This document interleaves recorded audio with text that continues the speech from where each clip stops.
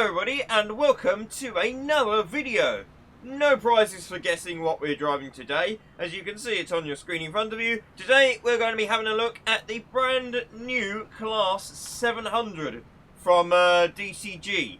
I thought we'd start on the track. We're only going to take a look at a couple of coaches, but we might as well sort of have a quick look at the underframe, see what sort of the external model, see how good it is. You know, jump straight into it. Why not? So yeah, the Class 700 in train sim world now. Brilliant, brilliant. Definitely a train we needed. Nice, nice. Pretty competent looking model, to be fair. Yeah.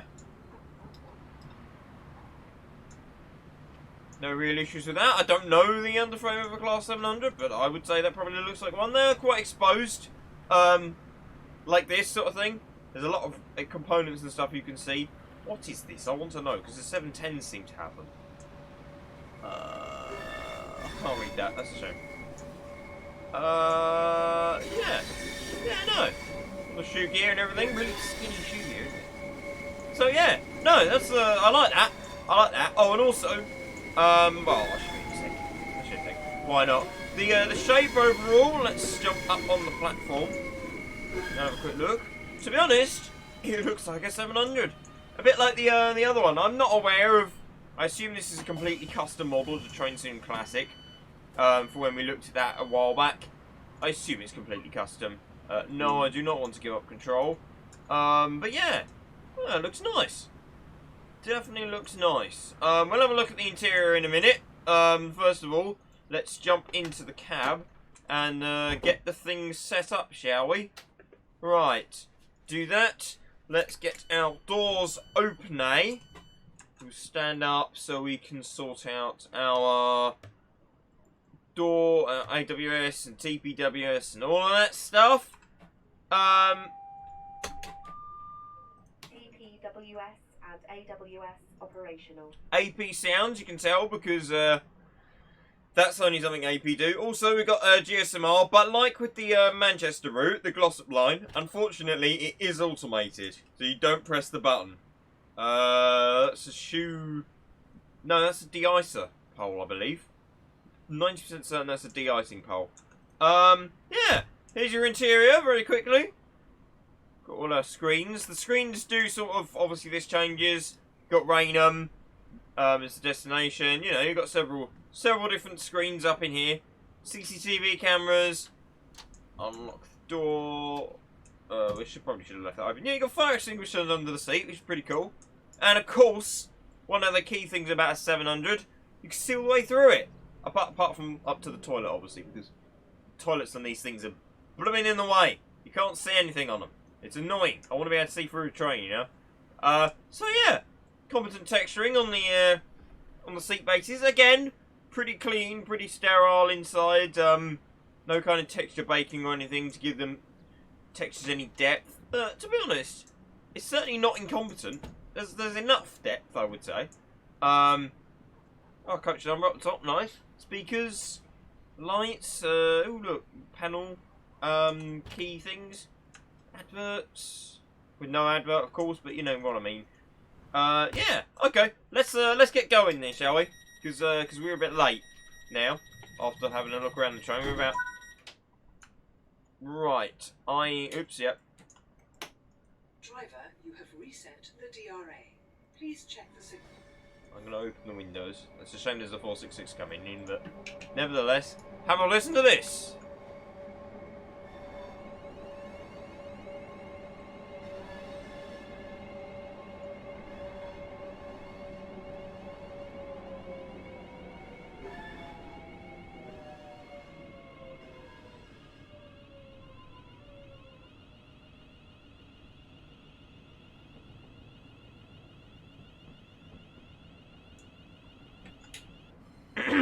Now, you might be sitting there and thinking that it's not too bad. This train is awful, sound-wise. It is absolutely horrendous. And I'll tell you why in a second, but first of all, I know there's been an update. But do these icons look different to you? They look...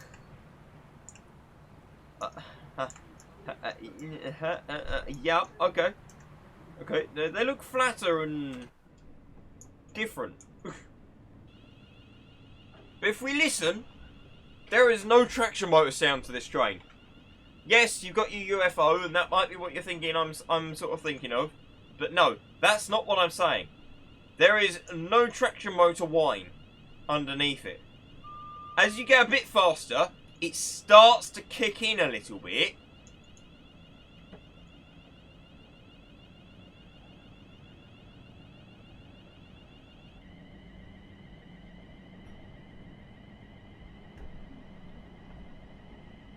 You can hear a tiny bit there.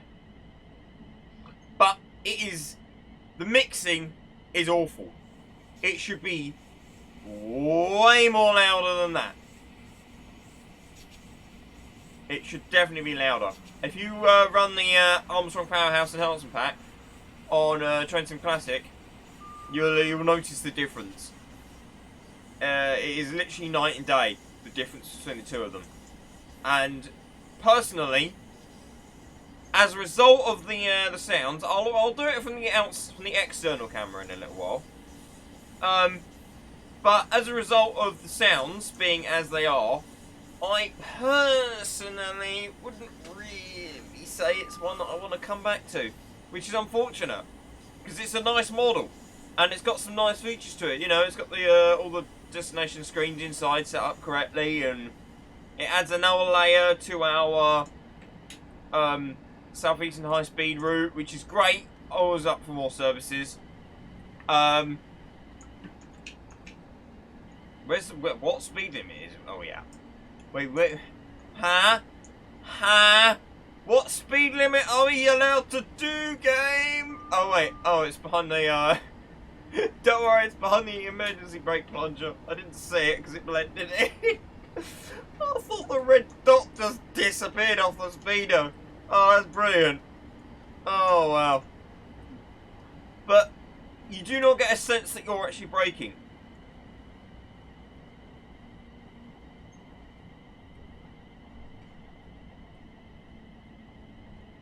I do not feel like I'm slowing down. And that's because of the sounds. Now, admittedly, I have not tried the AC sounds. I have not tried the AC sounds, so maybe they are sounding slightly different. They might be better, but I doubt I reckon it's probably still got the same problem with the traction motors. Right, okay.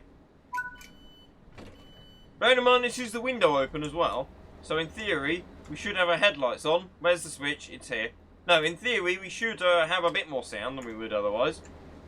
That was good, wasn't it? Running the first station without headlights. So yeah, I'll latch myself onto the train. Camera 3 is what I want, and we'll take a listen at the departure. Door sounds, of course. We've got door sounds and all that stuff. All that good stuff.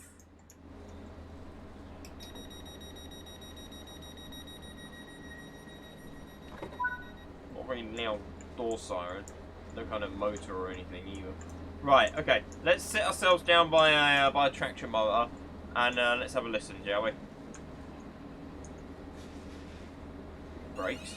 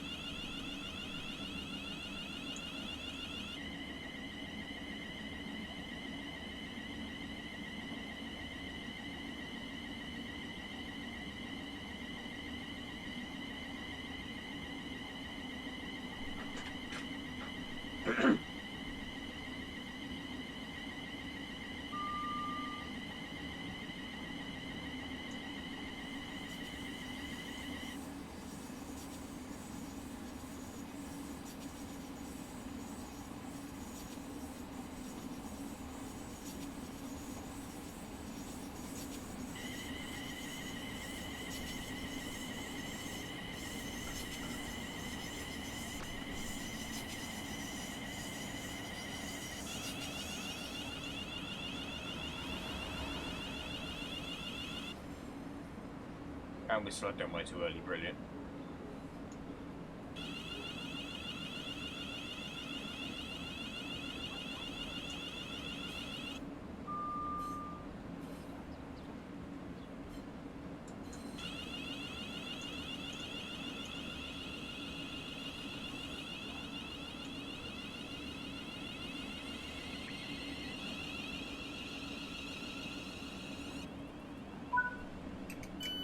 So yes, in essence, the sounds are awful, and I hate them.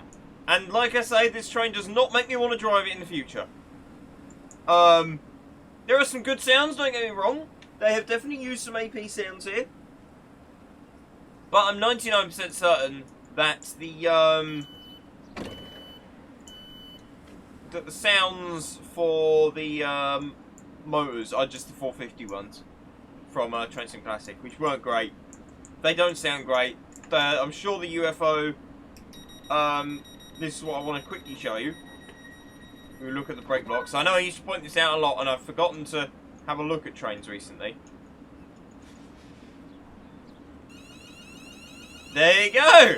All the blooming armature move and the block releases of the wheel! I think that's amazing! Honestly, it's such an irrelevant little detail, but it just sort of just adds something to it, sort of thing, you know? Yeah, and obviously you can tell I got a mod for Southeastern going on, because you wouldn't have that sound by default. It'd be the Great Western Express sounds. Yeah, just little features like that, the little brake blocks and the rigging moving and all that stuff. Brilliant, honestly.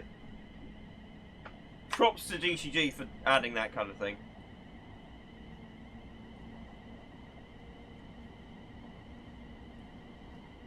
So yes, DCG love to talk about immersion, and yet they don't make the sounds that make the experience immersive. So, like I say, the whole that's definitely AP. That sound. Let's have a listen to the horn, shall we?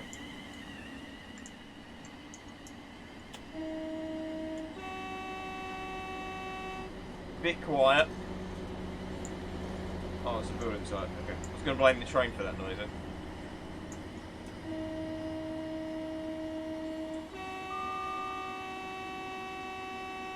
Can't really hear it as much at the moment. But when the train's stationary, you can definitely hear the looping on that horn as well.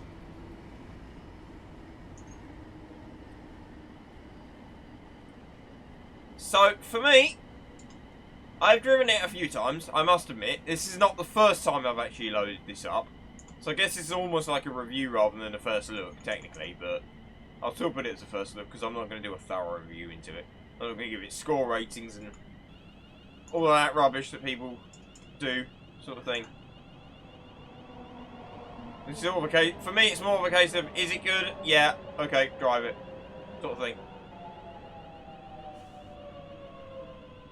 See, when you compare it to the noise that thing's making, this thing is honestly terrible. Right, we'll stop at the regular markers.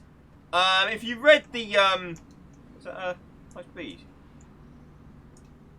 I thought I heard some. Oh yeah, there we go. There we go. Oh, nice. Nice, one coming up to a high level. So that'll probably be following. No, actually, we'll probably follow it. So we've got another station before. Before then, haven't we? Then again, technically, it should be behind us by a few minutes. But I reckon if the game's got any sense, it will actually route it in front of us. But we'll see what it does. We'll see what it does. Be interesting. Like, if you were driving this train to, this service to time, I mean, we're already late into the next station. So if you were driving this service to time, then yeah, that train would definitely be behind of you. You wouldn't see that train. But, as we're driving it about 3 minutes late currently, 4 minutes late, that probably, in theory, should put that in front of us. Because that's double yellow, that signal. Yeah, I think we should have enough signals to stop us before we get to the junction. So unless there's an approach control, then that train will be ahead.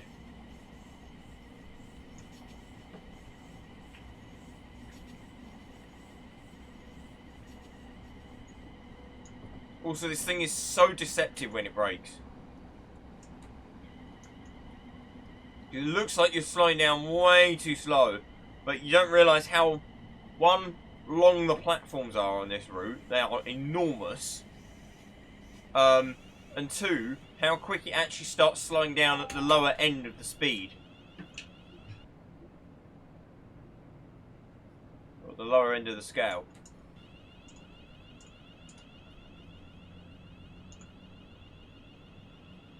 Question is, I'd love to chase it down. Are we going to chase it? Will it have gone by the time we get out of Northfleet?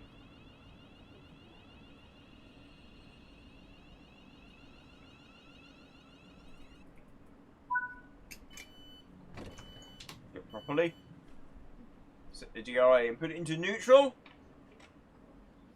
Let the passengers do their thing. So we've got a regular toilet here. I do like the fact they put the braille on it, to be fair. You can't go in them, of course. And then you've got all your seats, all the way down, all your screens modelled. All the good stuff, you know how it goes. You at DTG. We've seen their models before. There you go, toilet in place. Of course, you got your wheelchair bay as well. So, yep, excellent work. Oh, as always. You have reset the DRA. Please check the signal. You check the signal. Said signal is double yellow, single yellow. So we know that the next signal should be red. And we also know why. So, you know.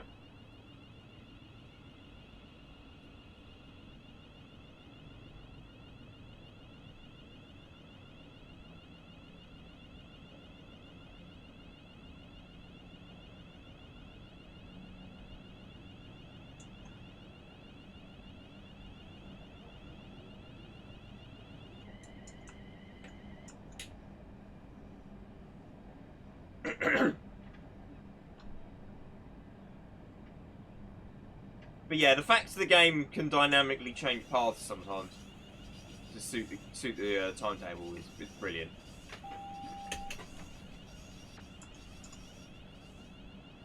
There's our signal.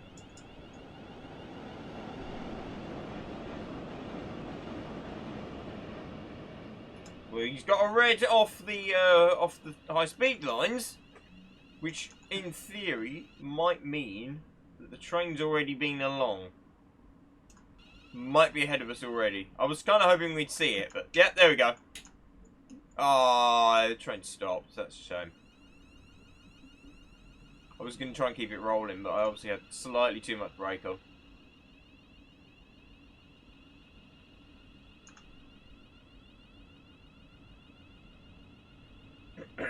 Cool, well this will be a bit different then. Get to chase the train down the line.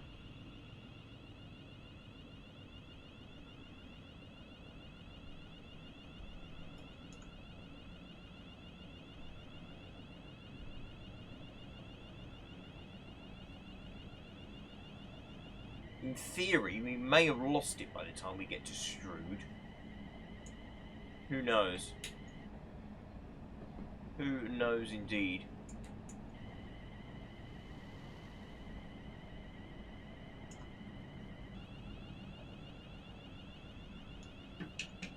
Yep. Clear on the repeater. Probably a double yellow now, I reckon.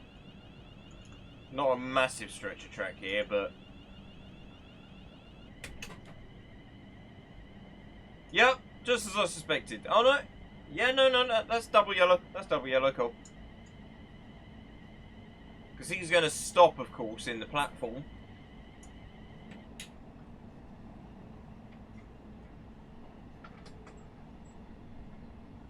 So we'll just coast along nice and gently. I assume that AWS was for the speed restriction. Code up, yep, it is. Oh dear. Nice to be back on the South Eastern High Speed as well. It is a nice route, let's be honest.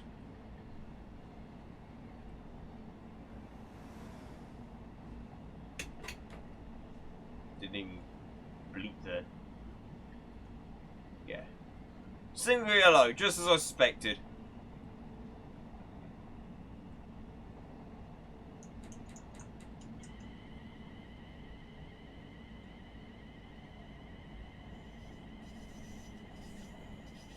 At least we were in the 30 limit.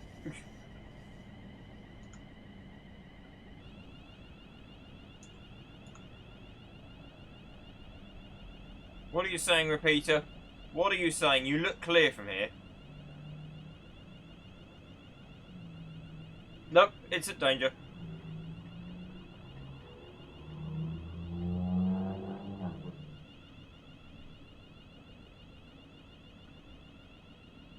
Yeah, no, because we've got to make an extra stop in this next section. I reckon it might be gone. We may possibly catch it up at Strood, sort of Rochester. Gillingham way, sorry, I mean. So, Chatham. Wherever, you know, somewhere in that region. Yeah, somewhere probably after the bridge, I reckon. Somewhere after Chatham. Depends how efficient we are with our stops. And to be honest, I've not mastered this train yet, so probably not all that efficient, in other words.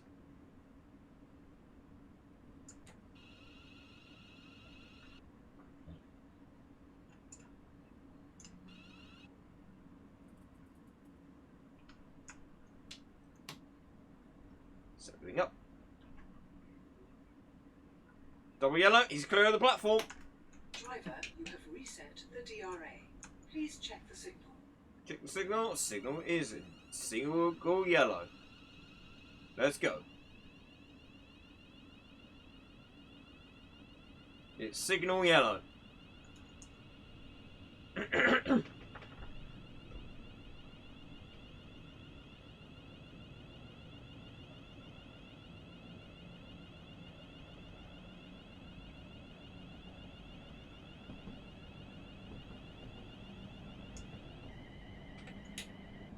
Still can't go any faster anyway, because we've been in the limit now.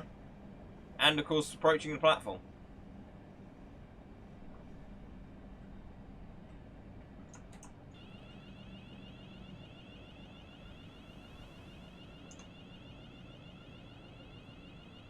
Righty, another train in the station immediately behind it.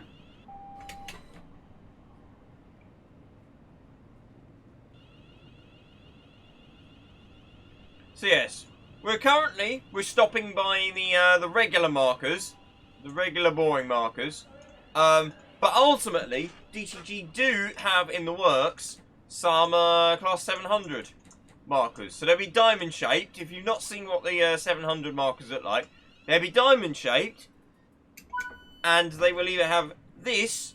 They'll be purple, this kind of purple with RLU, which is reduced length unit. Or they'll be light blue and they'll be FLU, which is full length unit. Reduced length being 8 car, so a dash 0, and full length being a 12 car, being a dash 1. So basically, if you're in an 8 car, you stop at the RLU marker. If you're in a 12 car, you stop at the FLU marker. Now, for whatever reason, DTG have only given us a dash 0. It kind of makes sense, because it means I've only got to model the coaches for the dash up, for the dash 0, because they probably need to tool up 4 new coaches, I'd imagine. They're probably ever so slightly different to what we've got already. So I understand, and I think it's so that DTG can make a separate sale. I reckon their plan ultimately, now they've got this train in their library, will probably be to make the 12 car variant, and then give us a route something along the lines of King's Cross to, or St Pancras to Cambridge, or something, or Bedford to Bletchley, London to Bedford. So I reckon one of them two might be in their plan. Not in the pipeline, not in the works yet. I'm not confirming anything. This is merely speculation.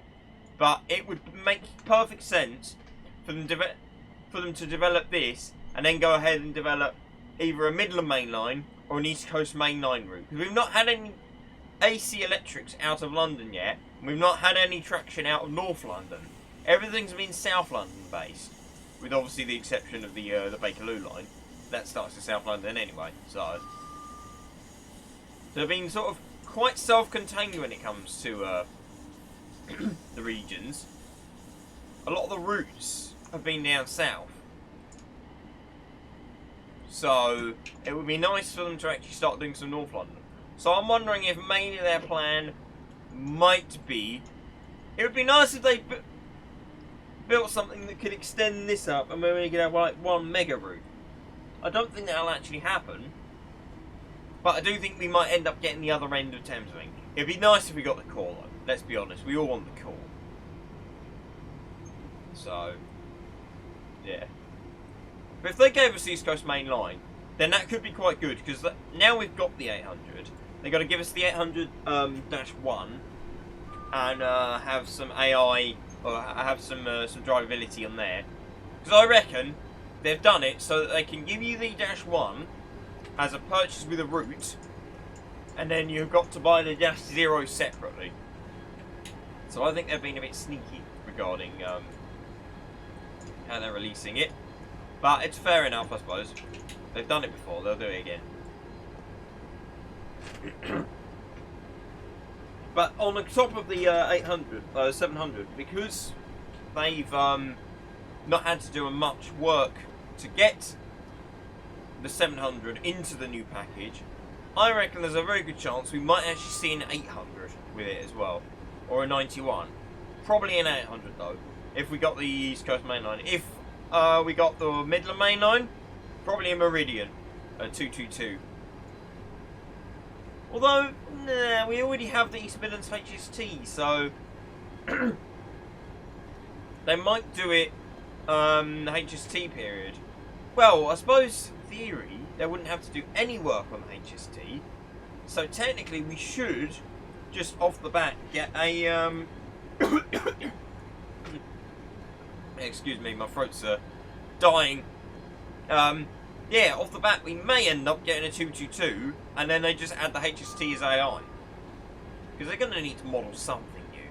Surely just literally modelling a couple of coaches for a 700 isn't enough for their sort of their big release loco, if you know what I mean.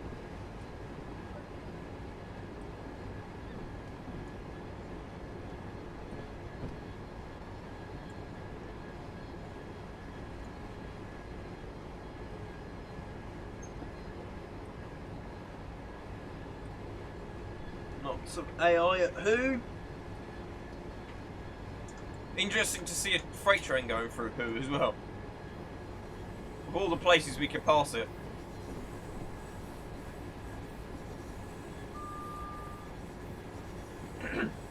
Wonder where that Javelin is. Miles ahead now, probably.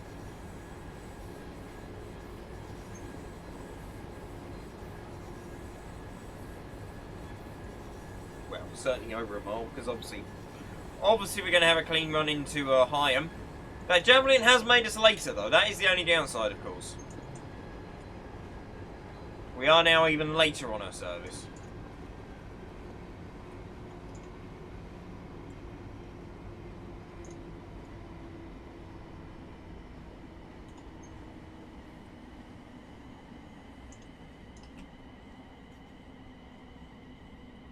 Yeah, man. You can go into 100 without going into emergency. But I think this time I'm going to have to go into emergency. I messed up this stop last time as well. It's quite deceptive, to be honest.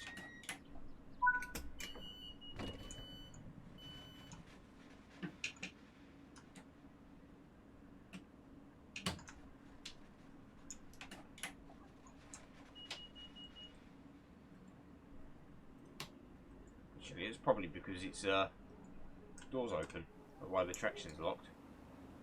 You did well to stop, not carefully or safely, or well, safely I suppose, but you know, whatever.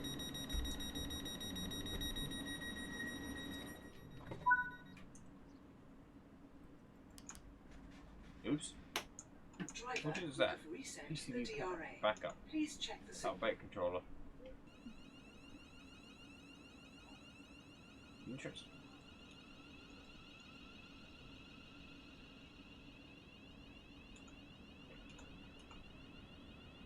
Oh dear. Turn the brightness up on that. It doesn't really make much difference, does it? To be quite honest with you.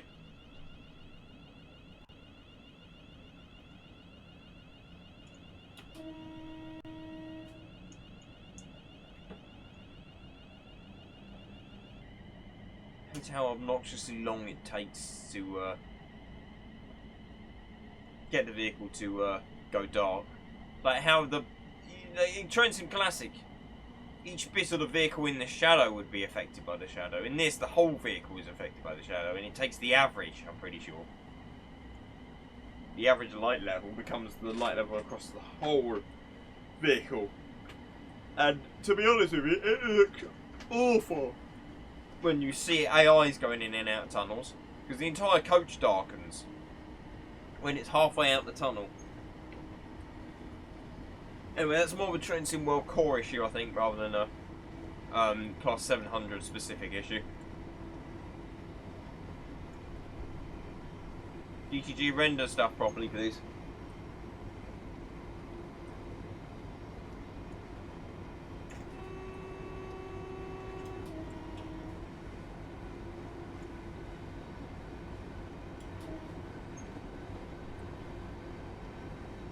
Like that. We should have gone dark almost immediately in the cab, but we didn't because the end of the coach was still sticking out. It's also a very annoying sound loop at this speed.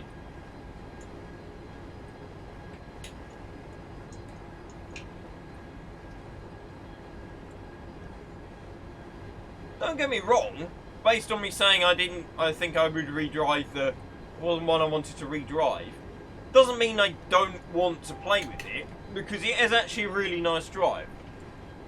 But the lack of motor sounds and run sounds just kills so much of the immersion and the fun with this train that it does make me sort of think, well, why would I drive this when I can buy the 466? On the other hand, however, with the sounds, I don't have the confidence in DTG to fix them. But we have already seen the blooming community start to fix them. The day of its release, or at least the day after, It's Your 165. If you've not heard of him, he's a very sort of prominent sound modder, Train Sim World. But almost immediately, he bought a sound pack out. Oh.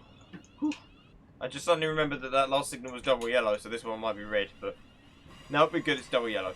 Yeah, no, he bought a sound pack out for this train almost immediately, and it changes the experience entirely. It's not perfect, still work in progress, as you'd expect with him only creating it within less than 24 hours, the release. But it's certainly a complete game changer for this train. It sounds so much better than what it originally did. You know, it actually makes it playable in my opinion. It's the experience we should have got from the offset with this train. So, I may end up doing another video of this train. We could drive the other way. But showing off the sound pack. Although I might wait. I might wait until he's had chance to do more work on it, because there will be more versions out apparently. He's just implemented the very basic important sounds. So if you want to check it out, it's on Train Sim Community's website. Just go into Train Sim World and then Train Sim World 3 or whichever box it is, and then just go sounds, and yeah, he's uploaded it to there. So yeah, I don't think I ever finished talking about markers either. So yeah, currently, oh no, I did finish about talking about markers, yeah, because I mentioned about the different places and the colours and all that. Yeah, no, I remember now. Cool. No need to mention that again. I guess I ought to talk about price. That's one of the only things I've not talked about. Price is amazing. So you might be aware that DTG recently restructured their pricing to account for inflation and stuff. Bearing in mind that their pricing has been pretty much the same since the days of Kuju and RSC. So you're talking 12, 13 years. And when they bought out Train Sim World, they kept the pricing the exact same as Train Sim Classic. So you're talking same price for DLC for a modern game, for a game that was created, what, 11, 12, no, 9 or 15 years ago. So, yeah, by the time they up the price, you're talking the same price for a modern game as a game they created 15 years ago. It's just unheard of. It's completely unheard of. So they up their prices. Loco packs, for example, which is what we're driving here, became £15 instead of £12. This pack, for whatever reason, DCGU Legends have made it £13. So £2 off. I've got no idea why they've chosen to do this. It makes 0 sense. It's an enormous train and an enormous amount of work would have had to have gone into its creation to create all the different coaches. So like I say, why they've gone and given it away for cheaper than their actual prices suggest they should is beyond me, but thank you. However, that's not the end of the deal, because they've done a pack that includes like Southeastern High Speed Collection or something like that. Basically, the gist of this pack is it gets you all of the trains that you require that are compatible with Southeastern High Speed. So the Class 37 and White 375, the 66 RHTT pack, all them packs. That's probably a couple of others, maybe the Steam pack as well, possibly a diesel. Now it obviously costs a bit more than to buy Southeastern High Speed on its own, but you of course get more for your stuff, for your money. However, if you buy the bundle and you have items of DLC, because they've set it up as a bundle and not a collection, you only buy the bits you need, and that's how Steam works. I don't know about Xbox, PlayStation. I cannot confirm for them, unfortunately. Nor Unreal or Epic or whatever store you bought it on. I just know it's for Steam. So if you buy this through Steam, for the Steam version, any DLC you have in its bundle will cost less. Sorry, all DLC you don't have will cost less. Any DLC you do have will be deducted from the cost, so you won't need to pay for it again. So all in all, because I had all the DLC that was available in the pack, this 700 cost me about £7.50, I think it was, which is honestly an absolutely mental price. I got a friend who needs the who needs this train, and he needs the Class 37 and the 66. I think it's like £15. Bearing in mind this is 13, and the others are like a £5 each, so that's like that's like 23 quid, and you can get it for 14 quid. Honestly, it's crazy. I don't know what on earth DCG were thinking with this one, but they have been so generous to us for this. And this is like the last train we need for Southeastern High Speed to make it complete. Unless we literally get something that they can add as a special, or another type of freight train that can appear as AI.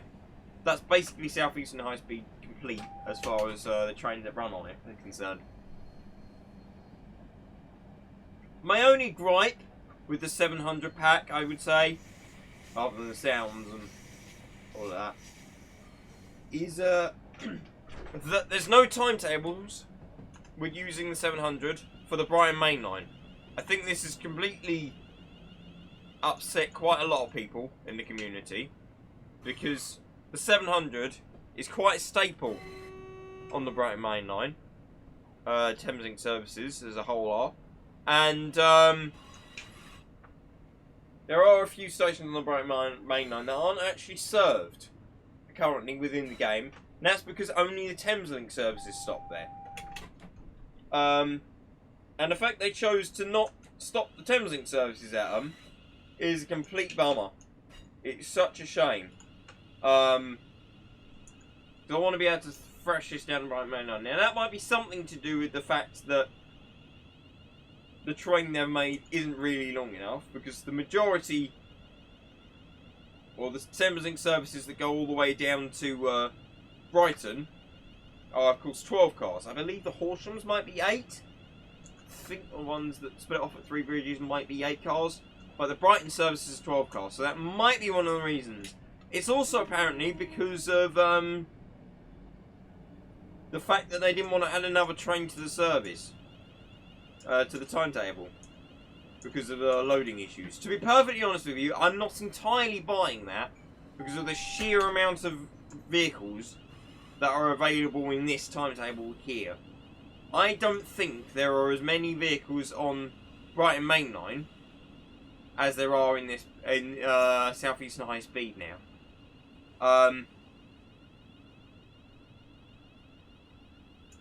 Now, of course, there are significantly more services on Brighton Main Line than there are on South Eastern High Speed, but DCG have said in the past that service numbers are not a problem. Train numbers are not the issue. It's train types that are the issue. I mean, yeah, obviously, if you've got 5 trains in a station, the game is going to struggle to load harder than more than if you only got 1 train, sorry. But overall, I can't see it being much of a problem. I think as a little bit of an excuse, to be honest. And don't get me wrong, poor Joe. I don't blame him for not doing anything about it. He worked so hard on that timetable, and there would be a lot of retesting and stuff to add them. Talking of which, I've not loaded up East Coastway, because one thing they said when they released East Coastway, they put in some 377s to stand in for Class 700 Thameslink services, with the ambition that one day, if they ever did a 700 for Trains in World, they would be putting the services as AI into Brighton on the East Coastway route. So I wonder if maybe they've done that. I doubt it, to be honest, but possibly.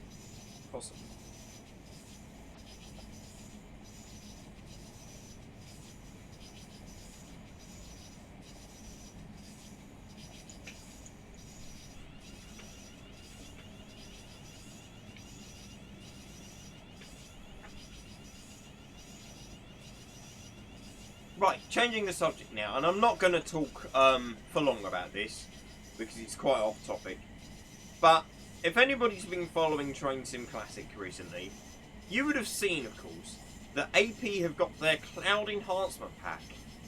Now, forgetting the contents of the pack for a second, the response to this announcement from Armstrong Powerhouse has honestly completely dumbfounded me.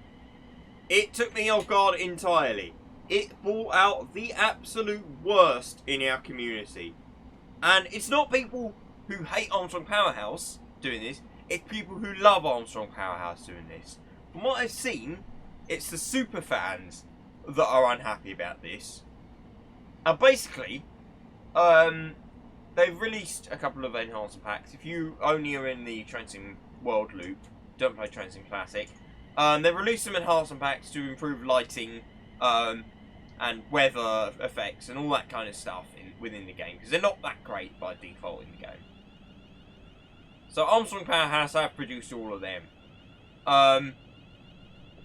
Now they've done a pack that is specifically for clouds, and everybody is having a right go at them.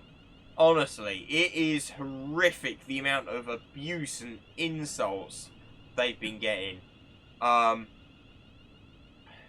It's extremely disappointing, I must admit. You can't really justify it. It doesn't make any sense. Oh yeah, of course, we're also following signals for the level crossing, so that's probably why we're facing yellows. that probably didn't matter. I was going slow. No, the last one was single yellow, wasn't it? So yeah, we would have had to have stopped it. Anyway, yeah, it really has brought out the worst of the community. And like I say, it's people who want to buy every single IP product, but don't agree with the fact that they got to buy a cloud pack. So they had a right old strop on. And poor AP had to turn their comments off on posts because they've been having a lot of hate. Now, don't get me wrong, I think it was possibly a weak move on AP's part to turn off comments now because it really fueled the controversy. I think they would have made a much better move if they'd have left comments on. But I can also see why they've turned them off because, like I say, some of the comments they've been getting are absolutely horrendous, and at the end of the day, Rich is just one person. He might have a couple of people around him that help him, support him, but it's a company run by one person, you know? He's doing his best, and he can only make the products that he wants to make. It really is one of them that if he's not making the product he wants to make, he's doing it just for the money, then you will see a drop in quality, because he won't put the passion into it. You can see the passion within an AP product by the amount of features and sounds and all the rest of it that it has. So when he comes out and says, "Oh, I want to do this pack," don't go hating on him for crying out loud. Just kind of say, "Well, I don't agree with it. It's not something I'm interested in, but fair enough. I'll buy the next thing," and that's it. People really have seemed to have forgotten the art of don't like it, don't buy it. And this whole fiasco with AP has really proven that. So, yes, I don't disagree with everything that people are saying about the pack. Is it pointless? Maybe. I'll let you decide. There are probably better things we could use our time with. Clouds aren't all that great, all that bad in the enhancement packs, and it does make the total of the weather enhancement, if you want the whole package, £44 or £45, which is ridiculous for weather. But at the same time, if you look at professional photography works, if you want to buy professional photos, you're talking a lot of money. So for him to be charging 20 quid for like 1,000 photos sort of thing, you can't go wrong with that, can you? Really? Well, it's not more than 1,000. It's loads. It's like 2,500, 3,000 photos you get in for 20 quid. You've got to look at it in balance, to be honest. Yes, it might not be the most useful pack in the world. Yes, it might not sort of have the complete flair that, I know, a brand new train everybody wants to drive has got. But it's something. And it's good value for money when you put it like that. When you put it like, oh, it's a cloud, it's some fluffy clouds for my train game. Yeah, I can see sort of the disappointment in that point. But, you know, it's just... So, personally, I don't hate the idea. I won't be buying it for a while because I don't have the storage space. And maybe I would wait until a sale comes along anyway.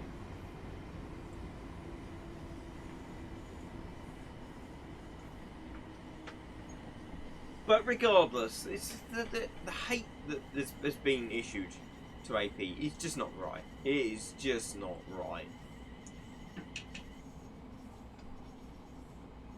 And he has made some groundbreaking developments. Anyway, that's my thought on the fiasco. This is not about AP though, this video.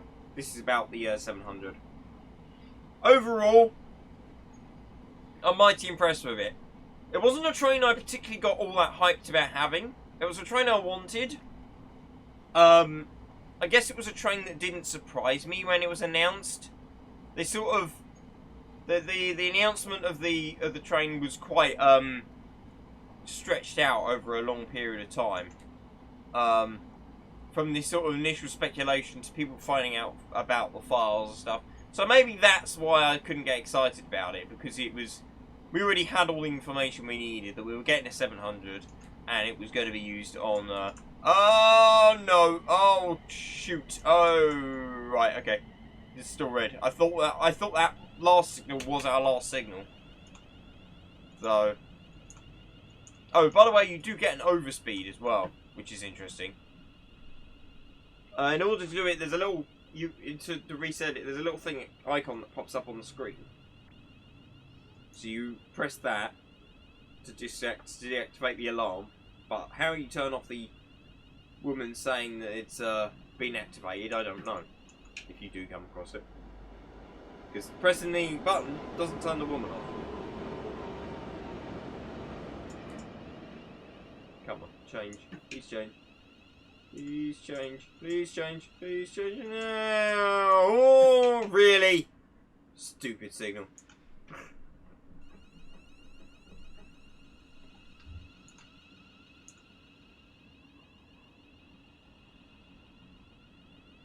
So yeah, overall, extreme disappointment with the sounds. Get the sound mod if you're going to buy it, if you can, of course. But the 700 is beautiful. The features are sort of more than sufficient. Yeah, I reckon it's a really good product. The only other thing I've noticed, this power braking effort doesn't actually state the load being outputted. Is that real talk? Yeah, it is. Huh. See, if we were on time, we wouldn't have seen that. Come on. I was having trouble with the direction of the throttle. Nice, 47 one end. Anything on the back? Nothing on the back. We need to slow down for the TPWS grids. And off the 47 goes. You can hear the coaches. There we go. Here we go, 7 minutes late, 8 minutes probably by the time we stop. It was a good run though. I enjoyed this train, and it was nice to actually, excuse me, have something a bit different, following another train. Not something you get to do very often in this game. Doors, neutral, master key off, tail lights on. I think that's pretty much it. Close the windows. Right. Now I can reinstall my sound mod and play with the train properly. Hope you've enjoyed this video. I certainly have. I think it's been really good. Been a nice little drive. Like I say, I think overall this pack's a definite buy. If you have South Eastern High Speed, you want to see more trains on your. We got a gold medal despite the fact we were so late. Yeah, I did one the other day. We were 2 minutes, like 2-3 minutes late by the end of it, and I got a silver medal. Great fun, great fun. What's the closest station we got? 0.620 yards. Isn't that the one we did externally? No, it was Green Hive, wasn't it? Swanscombe we did in cab. Don't get much more accurate than that one. So yeah. That's been a blast. Like I say, I reckon this is a pack to get, to be honest. Even if you literally just have it there.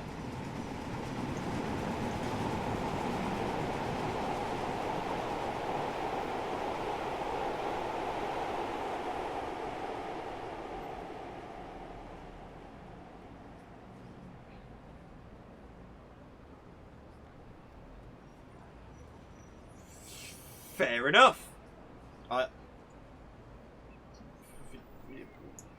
Yeah. Thank you very much for watching on that note, on that flipping bombshell. And I guess I'll see you all next time. Goodbye!